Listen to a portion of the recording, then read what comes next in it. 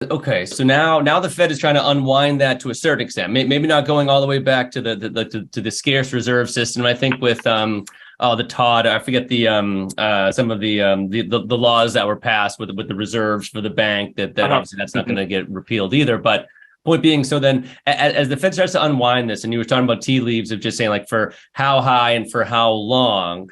So I guess, I guess what's your own opinion on that? And then B, how, and for what you're seeing, how resilient is the consumer? How resilient is the economy? I mean, again, we've already seen obviously housing prices and mortgage rates, jack up and whatnot. So I guess, can we take it, or is there going to be a break, and how big of a break will there be in the economy?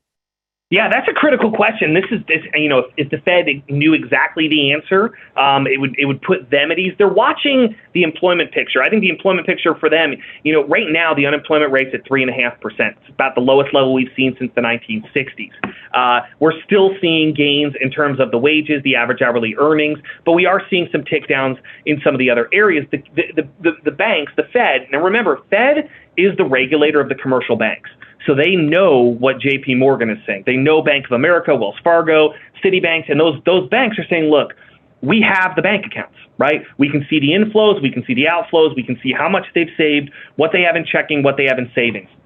And what we can see is a number that's called the financial obligations ratio. This number is tracking what percentage of after-tax income, okay, how much of the money that hits consumer bank accounts is currently being spent to pay for the house, the car, the credit cards, the student loans, your big revolving obligations. These are the ones, when this number starts to rise, is where you see that consumers are getting a little stretched. We saw this going into the financial crisis.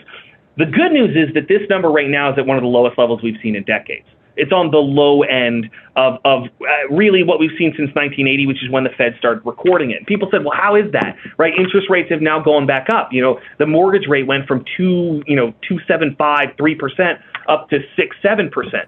And the bank said, well, yeah, the interest rates have gone up, but how many people bought new homes?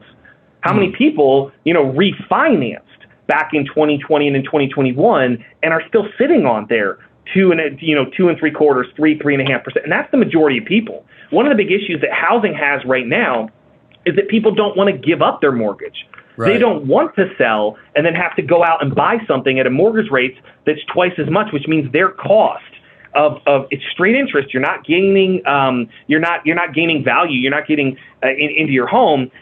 People are not really engaging with that. So they said, look, our consumers actually right now are in a pretty healthy position. This is not the Great Recession. This is not an 08-09 all over again. We do not have that stretching, and we also largely don't see it on the corporate side. So the Fed's watching that, and they said, okay, that gives us a little leeway. It gives us a little more confidence that we can go a little bit harder in terms of chasing inflation. So my viewpoint is, if you look at the Fed's numbers, they put out forecasts, the dot plots.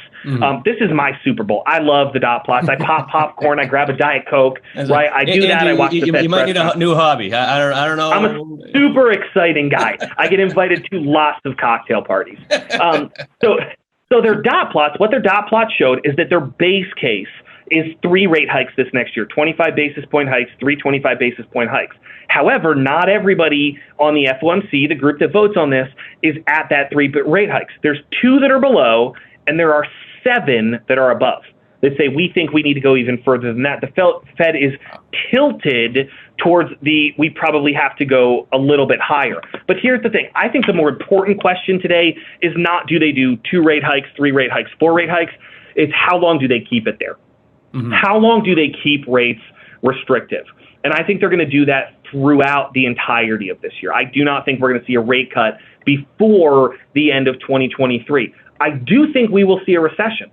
But because the consumer's in a stronger position, because businesses are in a stronger position, because of the fundamentals that we have in place today, I think this is a recession that's going to look more like a 90-91 type recession than an 08-09 or COVID recession. Our base case right now is that GDP, inflation-adjusted output from the U.S. economy, will decline by about 0.5% this year.